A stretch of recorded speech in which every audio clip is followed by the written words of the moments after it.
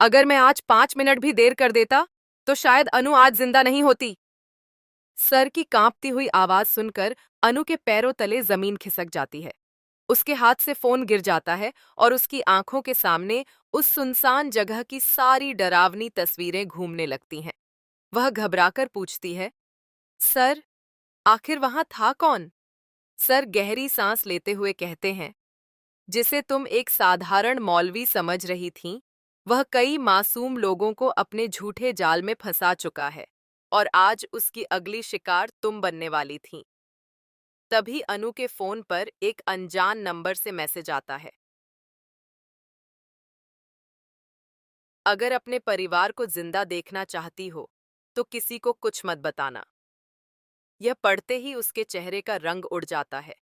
उधर घर में पुष्पा जी का शक और बढ़ जाता है। वह सबके सामने रजनी पर काला जादू करने का आरोप लगा देती हैं। सिमरन रोते हुए अपनी मां का बचाव करती है, लेकिन तभी पूजा वाले कमरे से जोर का धमाका होता है। सब दौड़कर अंदर जाते हैं तो देखते हैं कि पूजा की थाली जमीन पर बिखरी हुई है और दीवार पर लाल रंग से लिखा है, अब बहुत देर हो चुकी है। पूरा घर डर से कांप उठता है। तभी शर्मा जी के फोन पर अनु की लोकेशन अचानक बंद हो जाती है। वह बार बार कॉल करते हैं, लेकिन फोन स्विच ऑफ मिलता है। दूसरी तरफ अनु को महसूस होता है कि कोई उसका पीछा कर रहा है।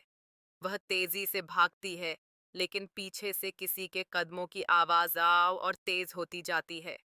वह मुड़कर देखती है तो वहां कोई नहीं होता, लेकिन अगले ही पल उसके कंधे पर किसी का हाथ पड़ता है। वह चीख पड़ती है, मगर सामने सर खड़े होते हैं। सर धीमी आवाज में कहते हैं, भागो, वो लोग हम तक पहुंच चुके हैं। दोनों वहां से निकलने लगते हैं, लेकिन सड़क के बीचों बीच एक काली गाड़ी आकर रुक जाती है। उसमें से नकाब पहने 3 लोग उतरते हैं और कहते हैं, आज कोई भी यहाँ से जिंदा नहीं जाएगा। सर अनु को अपने पीछे कर लेते हैं और उनका सामना करने लगते हैं।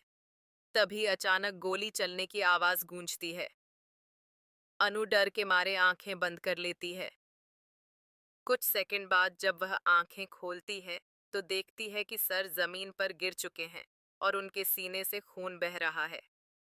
सर आखिरी सांसों में अनु का हाथ पकड़कर कहते हैं, जिस पर तुम्हें सबसे ज्यादा भरोसा है, असली गद्दार वही है। इतना कहते ही उनका हाथ ढीला पड़ जाता है। अनु जोर जोर से रोने लगती है, लेकिन तभी पीछे से वही रहस्यमयी आवाज सुनाई देती है, अब तुम्हारी बारी है अनु। और जैसे ही वह पीछे मुड़कर देखती है, उसका चेहरा डर से सफेद पड़ जाता है।